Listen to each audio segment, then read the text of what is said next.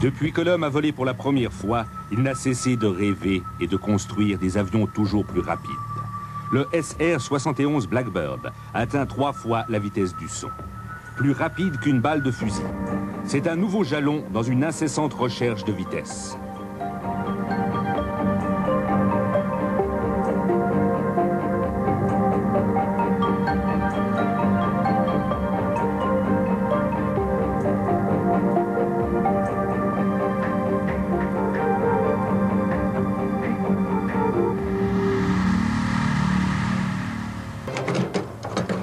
La vitesse fascine l'homme depuis la nuit des temps. Le désir de battre le dernier record de vitesse en date a favorisé le progrès technique, surtout en aviation.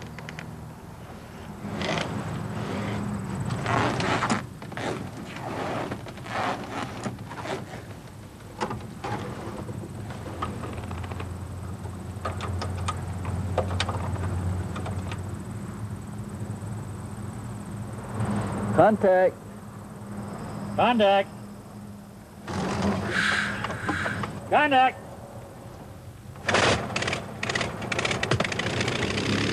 En 1901, cet avion, un Curtiss Pusher, était le plus rapide du monde.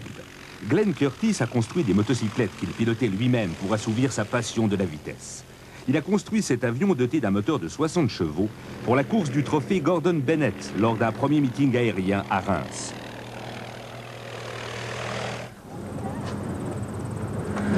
Curtiss était le seul participant américain. Il n'était pas favori et, de surcroît, il était arrivé juste à temps pour prendre le départ. Le trophée Gordon Bennett était, et de loin, le prix le plus convoité du meeting.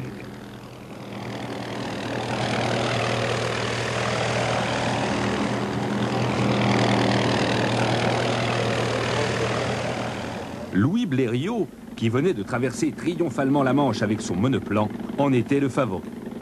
Les spectateurs pouvaient s'attendre à une course passionnante. Le suspense allait durer jusqu'à la fin. Et c'est Curtiss qui devait battre Blériot avec 6 secondes d'avance, établissant du même coup le premier record de vitesse en avion, 46,5 miles à l'heure, soit environ 72 km/h. Dale Scrites avait 4 ans à l'époque. À 83 ans, il sillonne encore le ciel du Wisconsin à bord de son Curtiss Pusher. Là-haut, on avait à l'esprit tout ce qui pouvait se passer de fâcheux. Notre appréhension, c'était de savoir si le moteur n'allait pas tomber en panne soudainement, auquel cas il n'y avait plus qu'à repérer un endroit pour atterrir.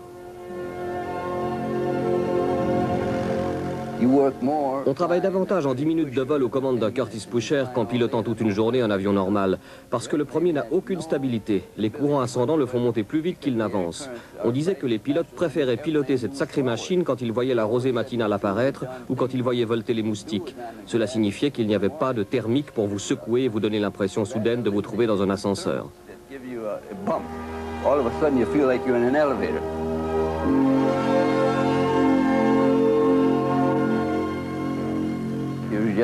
Vous êtes assis là, flottant dans l'air, avec la sensation qu'il n'y a rien au-dessous de vous, et vous avez l'impression de faire quelque chose d'extraterrestre.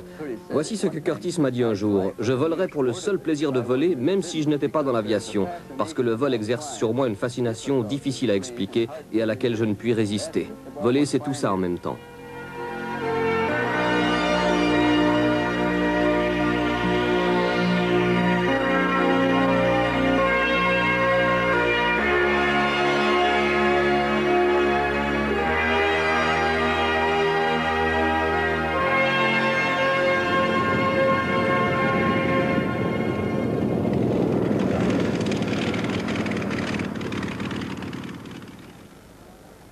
Le meeting aérien de Reims a suscité un énorme intérêt pour l'aviation. Gagner des courses aériennes pouvait rapporter gros. Des villes en Europe et en Amérique offraient des prix toujours plus importants pour attirer les aviateurs.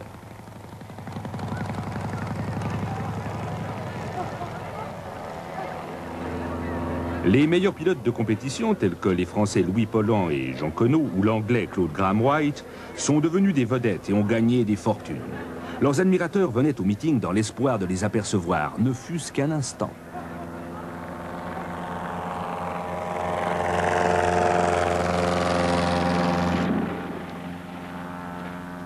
La mort ajoutait sa touche dramatique à l'occasion.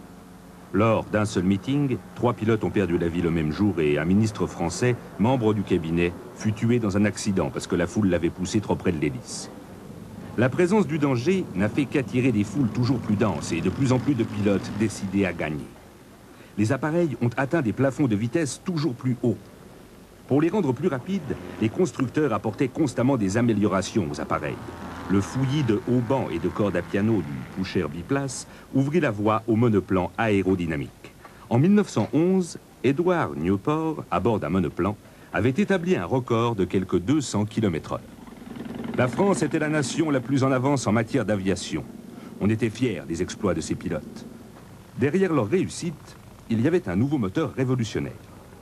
Les moteurs de nombreux avions de l'époque héroïque avaient un refroidissement à eau, ce qui les rendait lourds et provoquait une tendance à la surchauffe.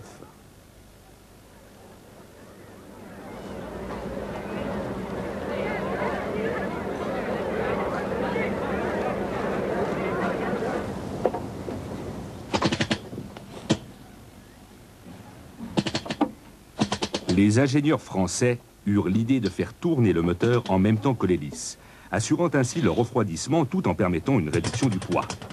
Le moteur rotatif valut aux appareils sur lesquels il était monté de battre la plupart des avions réputés à cette époque, tels que le British Avro 504.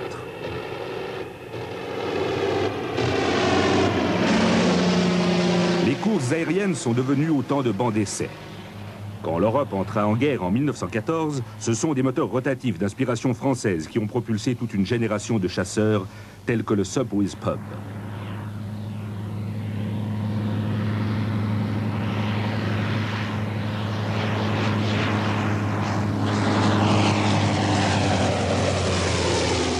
Sur les lieux des courses, un événement plus que tout autre en est venu à symboliser la poursuite de la vitesse. Tout a commencé à Monaco en 1913. Jacques Schneider, alors sous-secrétaire d'État français aux affaires aériennes, désirait promouvoir de nouvelles conceptions d'hydravions. Il offrit un magnifique trophée que se disputeraient les équipages internationaux. Après la guerre, la Coupe Schneider est devenue le prix le plus convoité par les aviateurs. C'est l'Italie qui l'a gagnée en 1920 et 1921, la Grande-Bretagne en 1922. Puis les Américains dépêchèrent une équipe de pilotes de l'aéronavale qui rafla tous les prix. Le gagnant avait atteint la vitesse de 300 km/h.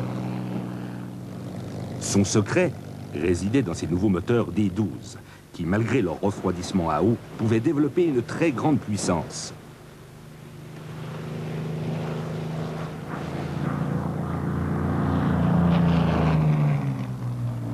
En 1925, un pilote de l'armée américaine, James Doolittle, a remporté le trophée.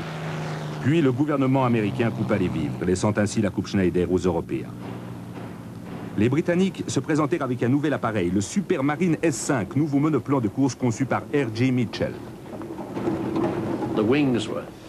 Les ailes étaient plus minces et de ce fait, armées et haubannées de part et d'autre comme une cage à oiseaux. Nous autres novices, qui estimions en savoir plus que nos patrons, avons regardé la chose en nous demandant à quoi pouvaient bien servir tous ces fils. Nous pensions que c'était tout faux. Puis je suis allé voir l'avion sur la piste d'envol et je fus très impressionné. Quel bel aéroplane, aérodynamique et six-felt. Pour moi, c'était l'avion le plus parfait qui fut jamais.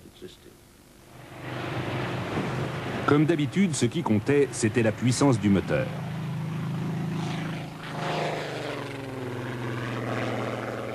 Le bruit des moteurs était merveilleux. Et surtout au régime où le pilote remettait les gaz à fond. Ça nous faisait vibrer jusqu'aux os.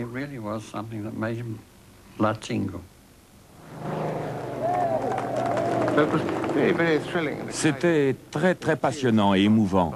On pouvait voir le petit point noir s'approcher en vrombissant. Puis soudain, le bruit du moteur se faisait rugissant, réfléchi par la surface du détroit de Solan. On pouvait apercevoir l'aéroplane au moins 800 mètres avant que l'on entende son bruit.